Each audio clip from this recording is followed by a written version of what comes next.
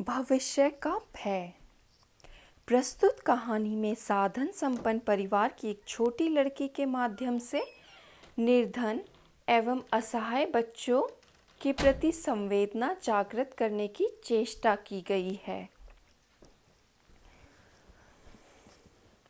School से लौटकर आज तुलतुल ने ना तो खाना ही खाया और ना पार्क में खेलने गई। मुंह फुलाकर चुपचाप छत की सीढ़ियों वाले दरवाजे के पास बैठ गई। इस समय यहाँ कोई नहीं आता, इसीलिए गुस्से, दुख और अपमान से आहत होकर तुलतुल यहीं दौड़ी आई थी। किताब का थैला रख ही रही थी कि दादी माँ बोल पड़ी, लो आ गई बहादुर लड़की, और बहादुरी का फल भी देख लो। खैर तुम्हारा क्या, भोगना तो हम लोगों को है। तुरंत माँ बोल उठी, हमें क्यों भोगने जाएं? जिसको बहादुरी का फल मिला है वही भोगे।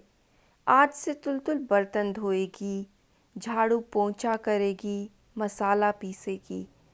इसी के कारण तो टुनी की माँ काम छोड़कर भाग गई है। भैया ने भी साथ नहीं दिया, बल्कि माँ की हाँ में हाँ मिलाकर बोला, माँ ठीक कह रही है, इसके लिए यही उचित है। हाँ, सभी तुलतुल को ही दोष दे रहे हैं।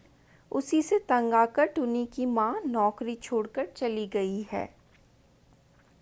माँ मेज पर खाना लगा रही थी और बोलती भी जा रही थी, खाना खाकर बदन में ताकत लाओ, फिर काम में जुट जाओ तुलतुल। जब किसी का कुछ कहा सुनोगी नहीं तो और क्या होगा। लेकिन क्या तुलतुल ऐसा खाना खाएगी? तुलतुल ने स्कूल की यूनिफॉर्म भी नहीं उतारी, बस तीर की भांति छत की सीढ़ी पर जाकर बैठ गई। पहले तो उसे थोड़ा रोना आया, स्कूल से लौटते ही इतनी भूख लगती है। पर तुलतुल रोई नहीं, बल्कि यही सोच रही थी कि मेहरी को उसने किस तरह से तंग किया था। कल स्कूल से लौटते ही मेहरी को उसने सिर्फ इतना ही तो कहा, ओ टुनी की माँ, इतनी ठंड में टुनी को सिर्फ फ्रॉक पहनाई है और उस पर उससे चाय के बर्तन धुलवा रही हैं। टुनी की माँ बोली थी, हर रोज थोड़े ही धोती है, जल्दी के समय बस थोड़ा हाथ भर बटा देती हैं। तुलतुल कहने लगी, वाह क्या खूब कही तुमने, तुम कैसी माँ हो, यह भी नहीं जानती कि अंतर्राष्ट्रीय बाल वर्ष है। और फिर टुनी की माँ की आश्चर्य से भरी आंखों को देखकर तुलतुल बोली, उफ, तुम तो इस बात के माने ही नहीं समझोगी। सुनो, हमारी मिस ने कहा है। टुनी की माँ हाथ का काम छोड़कर बोली, किसने कहा है? अरे बाबा, हमारी स्कूल की मास्टर दीदी, समझी कुछ? उन्होंने कहा है, यह जो नया साल चल रहा है, यह साल छोटे छोटे लड़के लड़कियों का है। इस साल छोटे छोटे लड़के लड़कियों की ज़्यादा देखभाल करनी होगी और उन्हें प्यार करना पड़ेगा। अच्छा अच्छा खाना देना होगा, अच्छे अच्छे कपड़े और जूते पहनने के लिए देने होंगे। उन्हें पढ़ना लिखना होगा, बच्चे बीमार न पड़ें उसका भी ख्याल रखना होगा। बच्चों से कोई काम नहीं करवाया जाएगा। बात समझ में आई? टुनी की माँ थोड़ा हंसकर बोली, आई समझ में? और फिर अपनी लड़की से कहा, मुंह फाड़े बात निकलने की ज़रूरत नहीं है, जल्दी जल्दी हाथ चला। तुलतुल ने गुस्से के मारे कहा, खाक समझी है। खबरदार टुनी, जो तुमने फिर पानी छुआ, इतनी ठंड है और उससे भी अधिक ठंडे पानी में हाथ डुबोकर चाय के बर्तन धो रही है। कह रही हूँ छोड़ दे। तुलतुल की मिस ने कहा, हमारे घरों में जो काम करने आती हैं, यानी जो बर्तन मांजते हैं, कपड़े धोते हैं, झाड़ू पोंछा करते हैं, उनके बच्चों को यदि हम सिर्फ थोड़े प्यार की आंखों से देखें, अगर कोशिश करें कि वे भी थोड़ा अच्छा खा लें, सर्दी में दिनों में पूरा बदन ढकने का कपड़ा मिल जाए, पढ़ने लिखने की सुविधाएं दी जाएं, बीमारी में दवा मिल जाए, तो लगेगा दुनिया में हमने कुछ अच्छा काम किया है। हालांकि तुम सभी अभी बच्चे ही हो, फिर भी अभी से सोचना सीखो, कैसे दुनिया में किसी के काम आओगे। एक बात ध्यान में रखना, दुनिया में सभी आदमी बराबर हैं। सभी छोटे बच्चों को प्यार पाने और देखभाल किए जाने का अधिकार है। तो फिर मिस के कहे अनुसार क्या तुलतुल कोशिश भी नहीं करेगी? और फिर टुनी तो तुलतुल से भी छोटी है, दुबली पतली हड्डियों का ढांचा मात्र दिखती है। ऐसी टुनी ठंडे पानी से बर्तन धोएगी और तुलतुल गर्म पानी से हाथ मुंह धोकर गर्म कपड़े पहनकर गरम गरम पूरियां खाएगी। रोज रोज ऐसा ही होता था, पर सच है अब तुलतुल बड़ों को ऐसी भूल नहीं करने देगी। आज तुलतुल समझ गई है कि ऐसा करना बहुत खराब बात है। अंतर्राष्ट्रीय बाल वर्ष में टुनी जैसे बेचारे बच्चों की देखभाल होनी ही चाहिए। इसीलिए तो तुलतुल चिल्लाकर बोली, माँ नाश्ता दो। और फिर टुनी से कहा, ए टुनी मेरे साथ चल, पूरियाँ खाएंगे। सुनकर माँ वहीं से बोली, ओह तुलतुल, तू बेमतलब में देर क्यों कर रही है? पूरियाँ उसे भी दूंगी, पहले तू खा। क्यों, पहले मैं खाऊंगी? तू अभी अभी स्कूल से आई है। अच्छा, टुनी को भी पूरियाँ दे रही हूँ, तू तो बैठ। टुनी की माँ तुलतुल से बोली, जाओ मुन्नी, देर करने से माँ डांटेगी। आज क्या तुम्हें भूख नहीं लगी है? टुनी तू तब तक कोयला तोड़ दे, सुबह के लिए चूल्हा तैयार कर छोड़ूं। फिर क्या था, तुलतुल ने टुनी के हाथ से कोयला तोड़ने का हथौड़ा छीनकर फेंक दिया और बोली, माँ की बात कभी मत सुनना, यह बाल वर्ष है, समझी? बाल वर्ष में बच्चों को काम करना मना है। आज से तू डिपो से दूध लेने नहीं जाएगी, माँ के साथ सड़क से सड़ा हुआ गोबर नहीं उठाएगी। बात समझ में आ रही है ना? दिमाग में कुछ घुसा? तुलतुल की इतनी बातों के जवाब में टुनी डरी डरी सी बोली, हथौड़ा लौटा दो दीदी, नहीं तो माँ मुझे बहुत डांटेगी। डांटने तो दो, मिस से कह दूंगी, मजा चखा देंगी। तू अब भी क्यों खड़ी है, आना मेरे साथ। इतना कहकर टुनी का हाथ पकड़कर तुलतुल उसे खींचती हुई खाने की मेज पर लाई। कुछ लगा नहीं था, पर बेवकूफ़ लड़की रोने लगी। असल में वह डांट के डर से रो पड़ी थी। तुलतुल क्या यह समझ नहीं रही थी? उसकी माँ जल्दी जल्दी संदेश के खाली बक्से से 4-5 पूरियाँ, थोड़ी सी आलू की सूखी सब्जी और थोड़ा सा गुड़ रखकर बोली, जा टुनी, माँ के पास जाकर खा ले। टुनी जान बचाकर भागी। तुलतुल ने मन ही मन निश्चय कर लिया कि कल से अगर माँ ने टुनी को भी एक जैसा खाना नहीं दिया तो तुलतुल भी खाना नहीं खाएगी।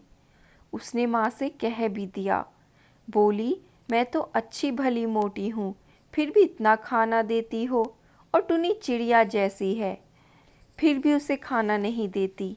जानती नहीं माँ, यह बाल वर्ष है। माँ बोली, जानती हूँ, ज़्यादा बकबक मत कर। लड़की के सर पर तो भूत सवार हुआ है, लेकिन भूत जमकर बैठ गया हो तो कोई चारा भी नहीं है। खाना खाने के बाद तुलतुल ने देखा टुनी और उसकी माँ घर जा रही हैं। तुलतुल ने डांट कर नहीं, अच्छी तरह से कहा, कल से टुनी यह सब काम नहीं करेगी। कल पापा तुझे स्कूल में दाखिला दिलवा देंगे। क्या यह टुनी की माँ को तंग करना हुआ? तुलतुल ने जाकर अपने पापा से सारी बातें कहीं। पापा सुनकर बोले, सच में दाखिला करवाना चाहिए, और आजकल तो स्कूल में फ़ीस भी नहीं देनी पड़ती। किताब कॉपी सब मुफ्त मिलते हैं, टिफ़िन में खाना भी मुफ्त मिलता है। सच पापा? हाँ मुन्नी, बिल्कुल सच, यह नियम हो गया है। तो फिर टुनी हिसाब हल कर पाएगी? क्यों नहीं, सीखने पर ज़रूर कर सकेगी। किताब पढ़ सकेगी पापा, ज़रूर पढ़ सकेगी। कल सुबह जैसे ही वो लोग आएंगे, टुनी को पकड़कर स्कूल में बैठा आऊँगा। तुलतुल खुशी के मारे झूम उठी, आह कल बड़ा मज़ा आएगा। स्कूल में पहुँचते तुलतुल मिस को जाकर कहेगी, मिस मैंने आपका कहना माना है, हमारे घर में जो काम करती है उसकी लड़की को ही स्कूल में ही तो तुलतुल ने यही कर लिया। स्कूल में मिस के सामने यह सब नहीं चलेगा। स्कूल में गंभीर, शांत, सभ्य ढंग से बात करनी पड़ती है। रात में सोते समय तुलतुल का मन बड़ा खुश था। सोते समय उसने माँ को निर्देश दिया, कल मेरे साथ साथ टुनी को भी खाना दे देना। माँ, टुनी को भी अच्छी अच्छी चीज़ें खाने के लिए देना, समझी ना माँ? माँ नाराज़ होकर बोली, सब समझ गई, तार तार समझ गई। अब ज़रा बकना बंद कर और कृपा करके सो जा। तुलतुल तुरंत सो गई। ओ माँ, सुबह उठकर तुलतुल ने देखा, यह का क्या? यह सुबह तो रोज़ की तरह सुबह है। पापा को उन्हें ले जाने की कोई जल्दी ही नहीं है। पापा घर पर ही नहीं थे और टुनी ज्यों की त्यों फटी फ्राक पहने चाय के ढेर सारे बर्तन धो रही थी। तुलतुल नल के नीचे से टुनी को खींचकर बोली, कल क्या कहा था? टुनी बेवकूफ़ की तरह अपनी माँ को देख रही थी। टुनी की माँ बोली, मुन्नी को क्या हो गया है? दिमाग फिर गया है क्या? तुलतुल सीधे दुमंजिले पर पहुंची और कल शाम माँ से जो कपड़े लिए थे उन्हें लाकर टुनी को पहनने का हुक्म दिया और बोली, पापा के लौटते ही स्कूल जाएंगे, समझी? और उसके पहले तू मेरे साथ खाना खाएगी, याद रहेगा? क्या उसे टुनी की माँ को तंग करना कहा जाएगा? उसे तो उस समय स्कूल जाने के लिए नहीं कहा था। खाना खाते समय टुनी को देखकर तुलतुल चिल्लाकर उसे पुकारने लगी। दादी माँ बोली, टुनी अपने पापा से पूछने गई है। क्या पूछने गई है? वह स्कूल जाएगी या नहीं? यह अपने पापा से नहीं पूछेगी क्या? तुम्हारे कहने से ही होगा। टुनी की माँ इसलिए बर्तन छोड़कर लड़की को लेकर घर पूछने गई है। दादी माँ की बात तो थोड़ी थोड़ी ठीक लगती है, पर तुलतुल को थोड़ा डर भी है। टुनी के पापा कहीं उसे स्कूल जाने से मना न कर दें। इन लोगों का कोई भरोसा नहीं। अभी अभी तो टुनी की माँ बोली थी कि पढ़ने लिखने से गरीब आदमी का काम चलेगा कैसे? फीस नहीं लगेगी, किताब के पैसे नहीं लगेंगे। यह सुनकर भी टुनी की माँ चुप रही। यह बात घर जाकर वह ज़रूर कहेगी। तुलतुल जब जूते मोजे पहन रही थी, पापा बाज़ार से लौट आए। तुलतुल बोली, ओह पापा, आप बड़े डेंजरस हैं। यह बात वैसे अक्सर पापा ही तुलतुल को कहते हैं। इतनी देर कर दी आपने, टुनी भी देर कर रही है। उसके आते ही उसे स्कूल लेकर आ जाइएगा। यहीं पास में स्कूल में भर्ती करवा दीजिएगा। वहाँ बिना जूते मोजे पहने भी घुसने देते हैं पापा। टुनी बेचारी के पास तो कुछ भी नहीं है। जब वह पास कर जाएगी, आप उसे जूते मोजे खरीद कर देंगे ना पापा? उसके पापा के पास ज़्यादा रुपए नहीं है, इसलिए नहीं दे सकते। आप तो दे देंगे ना पापा? फिर पापा का जवाब सुनने से पहले ही स्कूल की बस आ गई थी और अब शाम को बस से उतरते ही उसे यह सुनना पड़ा कि टुनी की माँ ने तुलतुल की हरकतों से तंग आकर काम छोड़ दिया है। सुबह जो अधमंजे बर्तन को छोड़कर चली गई थी, फिर वापस नहीं लौटी। पड़ोस के घर की सुगता भी उसी मोहल्ले की है। माँ ने उसे भेजा था, पर टुनी की माँ ने कहलवा दिया कि अब काम नहीं करेगी। इसके माने टुनी की माँ का पापा से पूछने जाना एक बहाना था, बकवास था। वह तो बस टुनी को लेकर चली गई। ताज्जुब है, कितनी बेवकूफ़ है वह। घर के जो बड़े लोग हैं उनमें से कोई तो टुनी की माँ को दोष नहीं दे रहा। सभी तुलतुल की बेवकूफ़ी की बात कर रहे हैं और ये लोग सभी पढ़े लिखे लोग हैं। लोग तो जानते हैं बाल वर्ष में क्या क्या करना चाहिए, रोज़ तो अखबार पढ़ते हैं। असल में बड़ों को समझा ही नहीं जा सकता। बड़े लोग कभी कुछ बोलते हैं तो कभी कुछ। उनके सभी काम बड़े उल्टे किस्म के हैं। उस बार की तो बात है, तुलतुल जलपाईगुड़ी में नाना के घर गई थी। नाना जी ने तुलतुल को दया के सागर विद्यासागर पुस्तक खरीद कर दी। उस समय में वे क्या बोले थे, महान व्यक्तियों की जीवनी पढ़ तुलतुल, जितना हो सके ऐसे किताबें पढ़ना, समझी? पढ़ना और उनके आदर्शों पर चलना। ओह माँ, उसके कई दिनों बाद की बात है। जलपाईगुड़ी में बड़ी ठंड पड़ी थी। एक गरीब लड़का कोई पुराना कपड़ा मांग रहा था। तुलतुल ने अपना पहना हुआ कार्डिगन खोल के उसे दे दिया। बाप रे बाप, नाना जी ने ऐसी डांट लगाई कि क्या कहना। पागल सिरफिरी लड़की कहकर नाना जी और भी कुछ बड़बड़ाने लगे। क्यों? विद्यासागर क्या अपने शरीर के कपड़े उतारकर गरीबों को नहीं दे देते थे? नाना जी बाद में हंसकर मजाक करते हुए बोले, अब कान पकड़ता हूँ, किसी को विद्यासागर की जीवनी नहीं खरीद कर दूंगा। इतना कीमती ऊनी कार्डिगन उस लड़की ने सड़क के भिखारी को दे दिया। रास्ते के भिखारी को नहीं देंगी तो क्या तुलतुल पैसे वालों के लड़के लड़कियों को देगी? देन पर भी वे क्या लेंगे और तुलतुल उन्हें देगी भी क्यों? उनके पास नहीं है क्या? नीचे से भैया की आवाज़ सुनाई दी, ए तुलतुल, खाना खाने आना। छत पर क्यों बैठी है? तुलतुल का मन डोल उठा। पेट में चूहे कूद रहे थे, फिर भी तुलतुल कठोर बनी बैठी रही। इतने में ही वह हिम्मत हार जाएगी।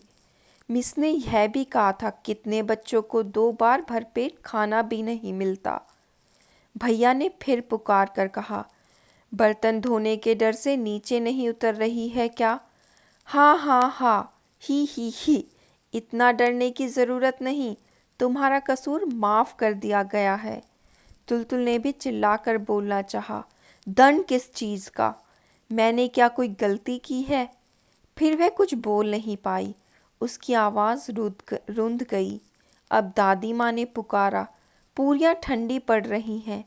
तुलतुल मुंह कठोर बनाकर वैसे ही बैठी रही। उसके बाद ही माँ आई। यह क्या नखरा हो रहा है? तुम्हें क्या सचमुच ही बर्तन मांजने और कपड़े धोने के लिए कहा गया है? सर्दी के दिनों में काम का आदमी छूट जाए तो कैसा लगता है? तू क्या समझेगी? कोई तुम्हें बेमतलब डांटना थोड़े ही चाहता है।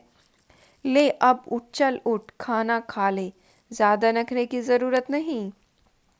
तुलतुल गुस्से में ही बोली, मैं नहीं जाती, जाओ। मैं नहीं जाऊंगी। ठीक है, आने दो तुम्हारे पापा को, लाडली बेटी को इतना प्यार करने का मज़ा भी वे देख लें। बेटी की हाँ में हाँ मिलाकर बोले, हाँ हाँ, टूनी को स्कूल में दाखिला दिला देना अच्छा रहेगा। पर तू ही सोच टूनी, अगर स्कूल जाने लगेगी तो उसकी माँ का कैसे गुजारा होगा? टूनी कितना हाथ बटाती है। तुलतुल के गले में दुगनी ताकत थी। झटक कर बोली, यही तो खराब है। मिस ने कहा है, छोटे छोटे बच्चों से काम कराना बहुत बड़ा पाप है, समझी? तुम सभी पापी हो। पर माँ इस भयंकर बात को सुनकर भी नहीं घबराई, बल्कि हंसकर बोली, क्या करूं, तू बोल। पापी संसार में जन्म लिया है, पापी बनकर रह रही हूँ। इस दुनिया को नए सिरे से बदलने की क्षमता तो मेरी है नहीं, और अगर ऐसा ना किया जाए तो तू इस संसार का उद्धार भी नहीं होने का। तू जब बड़ी होगी तो इसे बदल डालना, तू और तेरे दोस्त सभी मिलकर। हम लोगों की तरह का पाप तुम लोग नहीं करना। इस बात से न जाने क्या हुआ, अचानक तुलतुल बिलख कर रो उठी। माँ से लिपट कर बोली, अगर बड़ी होकर मैं भी तुम्हारी तरह उलट पुलट हो जाऊं तो? अगर बेवकूफ़ बन जाऊं तो? अगर यह भूल जाऊं कि सभी लोग एक समान हैं? आशापूर्ण